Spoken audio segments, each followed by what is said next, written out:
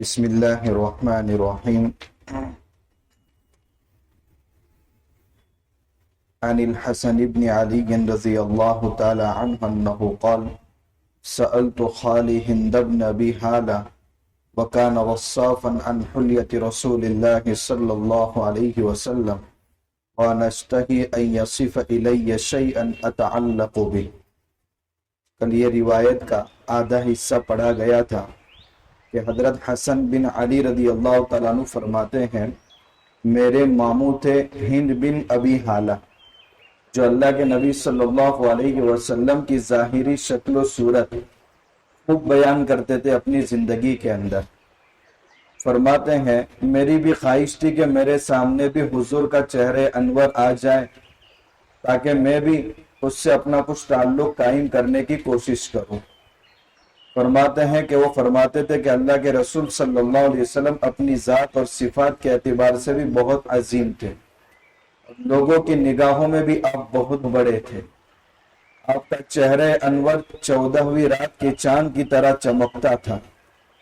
آپ انتہائی ناٹے شخص کے مقابلے میں ذرا لمبے تھے اور بہت زیادہ لمبے شخص کے مقابلے میں تھوڑے ناٹے تھے، مطلب آپ کا قد درمیانی قد تھا۔ آگے فرماتے ہیں آپ صلی اللہ علیہ وسلم کا سر مبارک مناسب بڑا تھا اور آپ کے بال کچھ پیچو خم لیے ہوئے تھے، یعنی انتہائی بالکل سپاٹ سیدھے بھی نہیں تھے جیسے بیکار لگتے ہیں، اور انتہائی گنگریالو بھی نہیں مڑے ہوئے، بلکہ کچھ پیچو خم یعنی سیدھے تھوڑے اور تھوڑے مڑے ہوئے۔ آپ کی مانگ اگر بلا تکلف نکل آتی تو آپ نکالتے تھے، بیجا تکلف نہیں کرتے تھے بیچ میں مانگ نکالنے کے واسطے۔ آگے فرمایا جب آپ کے بال بڑے ہو جاتے تھے تو کانوں کی لو تک آپ کے بال آتے تھے۔ اظہر اللون، اور آپ صلی اللہ علیہ وسلم کا رنگ انتہائی خوبصورت تھا۔ آپ کی پیشانی چوڑی تھی اور آپ کی بھویں باریک بھی تھی، گنی بھی تھی، اور دو بھویں آپس میں ملی ہوئی نہیں تھی بلکہ الگ الگ تھی۔ ان دونوں کے درمیان ایک رگ تھی جو غصے کے وقت سامنے والے انسان کو نظر آتی تھی۔ آپ کی ناک مبارک تھوڑی لمبی تھی جہاں سے ایک نور نکلتا تھا جو بلندی کی شکل میں بلند ہوتا تھا۔ جو شخص آپ کو غور سے نہیں دیکھتا تھا وہ تو یہ سمجھتا تھا کہ آپ کی ناک لمبی ہے، لیکن ناک سے اس انداز سے نور نکلتا تھا۔ کثر لحیتی، اور اللہ کے نبی صلی اللہ علیہ وسلم کی داڑھی مبارک انتہائی گھنی تھی۔ سہل الخدین، اور آپ کے رخسار ہموار تھے، انتہائی باہر نکلے ہوئے بھی نہیں تھے اور ایسا بھی نہیں کہ کھڈے پڑ گئے ہو، بلکہ ہموار تھے آپ کے دونوں رخسار۔ آپ صلی اللہ علیہ وسلم کا منہ مبارک تھوڑا بڑا تھا، سامنے کے دانتوں کے درمیان تھوڑی سی جگہ تھی جو بہت خوبصورت لگتی ہے۔ آج کل تو عورتوں میں یہ فیشن ہے کہ دانتوں کے درمیان جگہ بناتے ہیں، حالانکہ اللہ کی تخلیق میں ایک طرح کا اضافہ ہے جو قطعاً جائز نہیں ہے۔ آگے فرماتے ہیں اللہ کے نبی صلی اللہ علیہ وسلم کے سینے سے لے کر ناف تک بالوں کی ایک لمبی لکیر تھی، اور آپ کی گردن خوبصورتی میں مورتی کی گردن کی طرح خوبصورت تھی۔ پتھر کو اس انداز سے وہ تراشتے ہیں کہ بہت خوبصورت لگتا ہے، تو آپ صلی اللہ علیہ وسلم کی گردن کا حصہ بھی بہت خوبصورت تھا اور چمکنے میں چاندی کی طرح چمک رہا تھا۔ معتدل الخلق، آپ صلی اللہ علیہ وسلم کا جسم کا مبارک انتہائی معتدل تھا، حد سے زیادہ موٹا بھی نہیں اور دبلا بھی نہیں، اور گوشت سے آپ کا بدن گھٹا ہوا تھا۔ پیٹ اور سینہ دونوں برابر تھے، یہ نہیں کہ سینہ اندر کے حصے میں اور پیٹ باہر نکلا ہوا ہو۔ آگے فرماتے ہیں سینہ آپ کا بہت چوڑا تھا اور دو کندھوں کے درمیان فاصلہ بھی تھا۔ ظاہر سی بات ہے جب جسم جسامت میں ہوتا ہے تو سینہ بھی چوڑا ہوتا ہے اور پیچھے والا پشت کا حصہ بھی لمبا ہوتا ہے۔ آپ کی جوڑوں کی جو ہڈیاں تھی وہ بہت مضبوط تھی۔ آگے فرماتے ہیں بدن کا وہ حصہ جس پر کپڑا نہیں ہوتا تھا بہت خوبصورت لگتا تھا، کبھی ہاتھ کھل گئے، کبھی پیروں کا حصہ کچھ کھل گیا، یا جہاں کپڑا نہیں ڈالا جاتا تھا وہ حصہ تو انتہائی خوبصورت لگتا تھا۔ موصول ما بین اللبۃ والسرۃ، سینے سے لے کر ناف تک بال کی ایک لمبی لکیر خط کی طرح لگ رہی تھی، اور سائیڈ کے دونوں حصے، سینے کا یہ حصہ اور یہ حصہ اور پیٹ تک، اس لکیر کے علاوہ اور کوئی بال نہیں تھے، بلکہ انتہائی خوبصورت سفید حصہ تھا وہ۔ اشعر الذراعین، آپ کی دونوں کلائیاں، یہ دونوں کلائیاں اور یہ دونوں کندھے، ان پر بال تھے۔ طویل الزندین رحب الراحہ، اور یہ دونوں کلائیاں لمبی تھی اور یہ دونوں ہتھیلیاں بھی چوڑی تھی اور گوشت سے بھرپور تھی۔ سائل الاطراف، آپ کے ہاتھ کی انگلیاں اور پیروں کی انگلیاں مناسب لمبی تھی، حد سے زیادہ لمبی بھی نہیں اور ناٹی بھی نہیں۔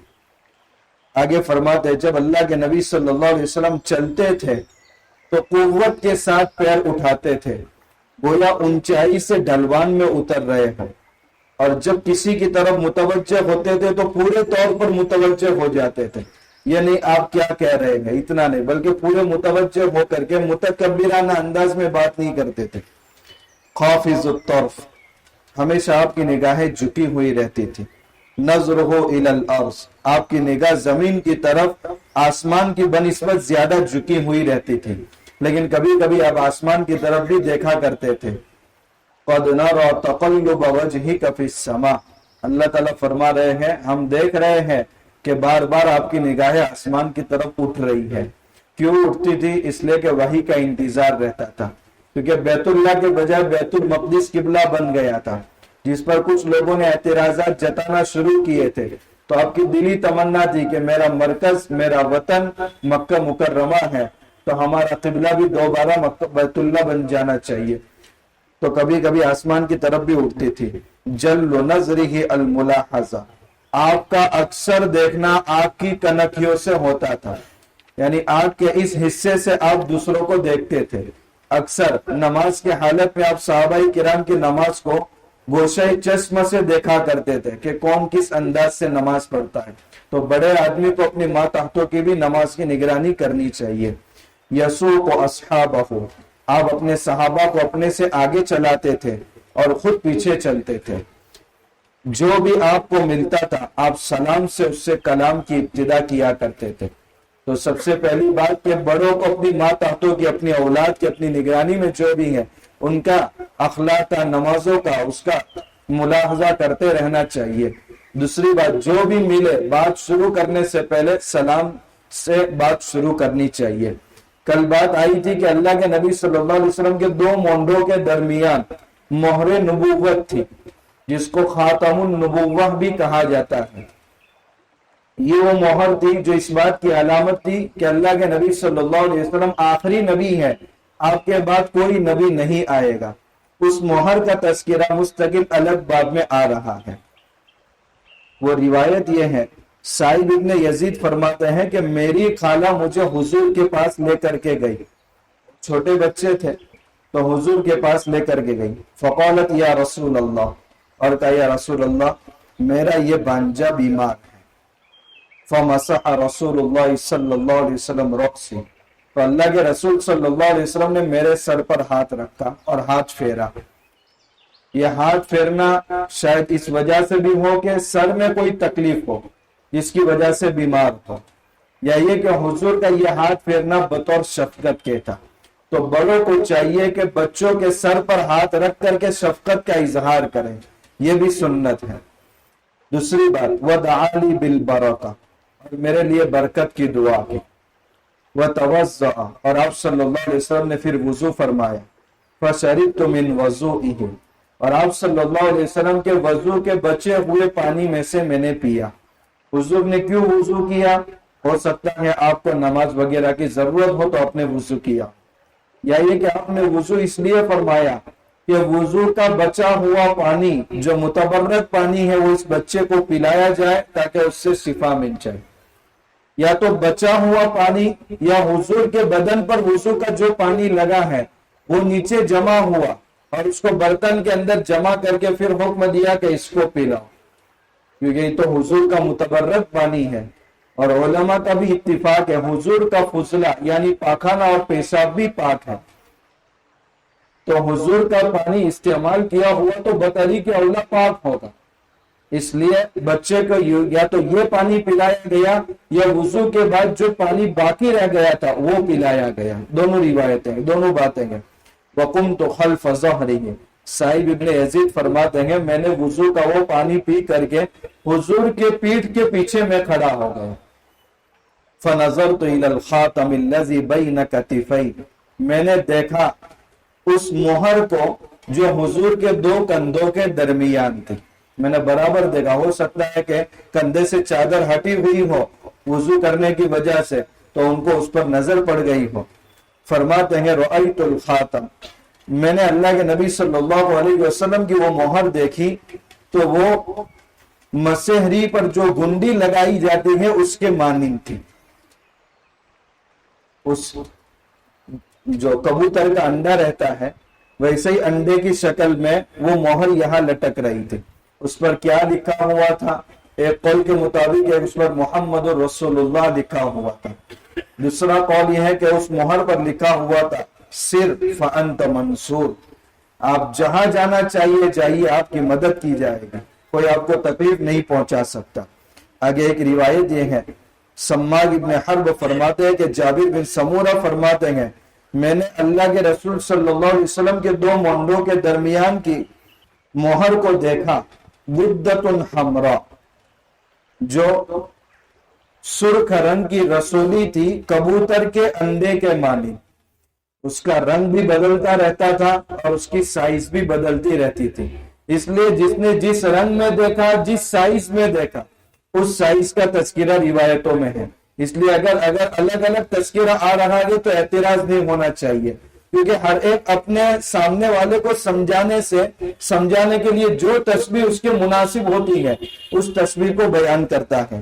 آگے آخری روایت ہے، حضرت رمیسہ فرماتی ہیں کہ میں نے رسول اللہ صلی اللہ علیہ وسلم کو فرماتے ہوئے سنا، وہ فرماتی ہے اگر میں چاہتی تو اس مہر کو بوسہ بھی دے سکتی تھی، مطلب اتنے قریب سے میں نے اس کو دیکھا تھا، قریب تھا کہ میں اس کو بوسہ دے دوں۔ کس وقت؟ جب حضور صلی اللہ علیہ وسلم گفتگو کرتے ہوئے حضرت سعد بن معاذ کے بارے میں فرماتے تھے کہ آج تو ان کے لیے اللہ کا عرش بھی جھوم اٹھا۔ جب حضور یہ بات فرما رہے تھے تو میں حضور کے پیچھے کے حصے میں اتنی قریب تھی کہ چاہتی تو اس مہر کو بوسہ بھی دے سکتی تھی، اتنی قریب سے میں نے دیکھا ہے۔ یہ سعد ابن معاذ رضی اللہ تعالیٰ عنہ مدینہ کے اپنے قبیلے کے بڑے سردار تھے۔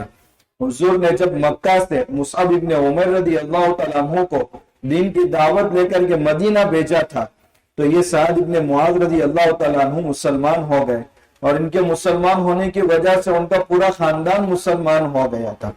سن ہجری 5 میں 37 سال کی عمر میں وہ اس دنیا سے رخصت ہوئے۔ جس دن ان کا انتقال ہوا 70,000 فرشتے ان کی جنازے میں شرکت کر رہے تھے، اور اللہ کے نبی صلی اللہ علیہ وسلم فرماتے ہیں کہ سعد ابن معاذ کی شہادت کی وجہ سے خوشی سے آج اللہ کا عرش بھی جھوم اٹھا ہے۔ اتنے جلیل القدر بڑے صحابی، لیکن قبر کی تنگی تھوڑی دیر کے لیے بھی ان کو بھی پیش آئی ہے، قبر نے ان کو بیچا ہے۔